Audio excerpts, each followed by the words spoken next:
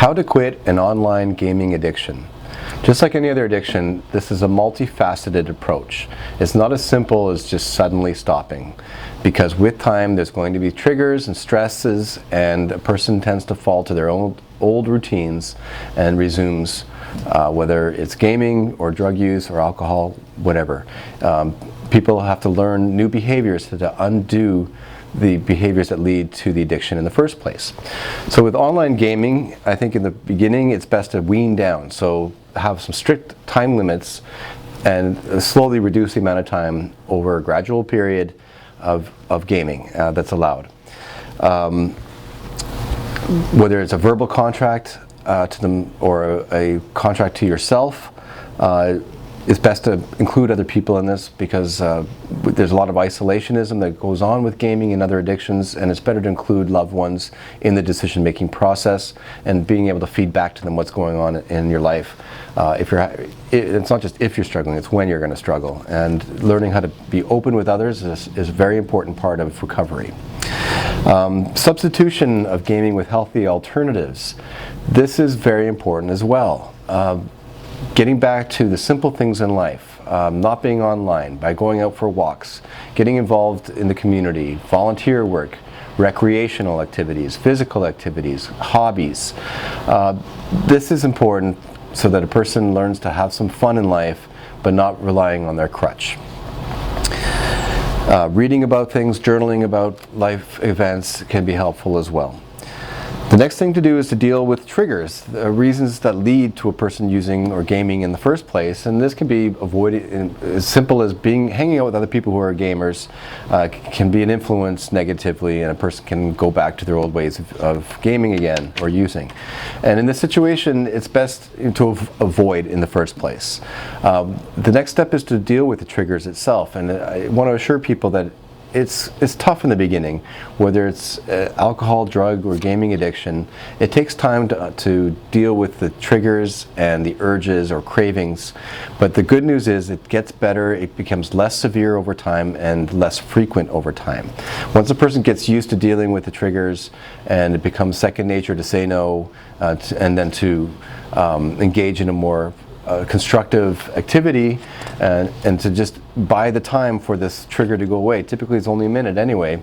Then they've learned some skills, and it takes all this effort pays off over the long run.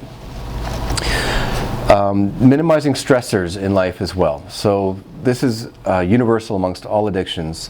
Most people tend to use or game because of stresses going on in their life. So coping with stress in a better way takes a lot of effort and practice, but for me personally, I've learned in my recovery to break down stresses into things that I can and cannot control. Things that I can control, well, there's no sense in worrying about them, so try to dismiss them as much as possible. Sure, they're going to pop up in my mind, especially when I'm trying to get to sleep at night, but if I control the amount of time that I'm allowing myself to worry, then it makes it a lot easier. So at worst, I'll give myself 15 minutes a day to worry, and then next time my mind bounces back to this and it goes in my mind again, these are the things that keep me up at night, that I have to tell myself to redirect my thinking. This is called cognitive behavioral therapy. So recognizing that there's a trigger there, recognizing there's a stress, that it keeps entering my mind, and learning how to dismiss it and think about something positive, substitute it with something else.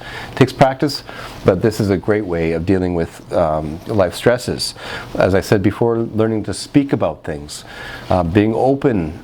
We tend to hide our addictions, and that is very unhelpful, whereas recovery is about being connected and sharing with others. So being able to talk about my problems with my family, my loved ones, at a 12-step group or a gaming group, for example.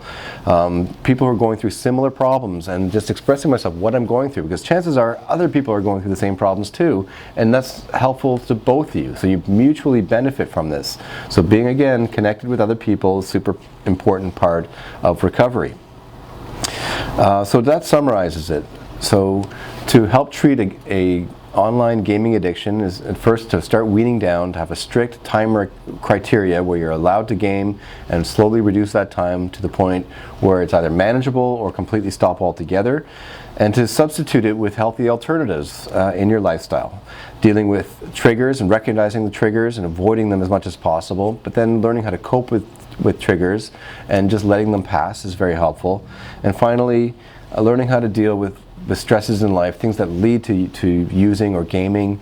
It's used as a form of escapism a lot of times, and getting out of that isolation is very important. Getting out of the old ways of thinking by rewarding myself or disappearing because I'm under a lot of stress, and for me I use it as a stress reliever, for example. With gaming isn't a bad idea. So learning how to cope with life stresses, breaking it down into things that are manageable versus things that cannot be controlled, dismissing the latter, and being able to open up and talk about it with a loved one and with family and in a self-help group. If you have any questions or comments, please leave it in the comments box below.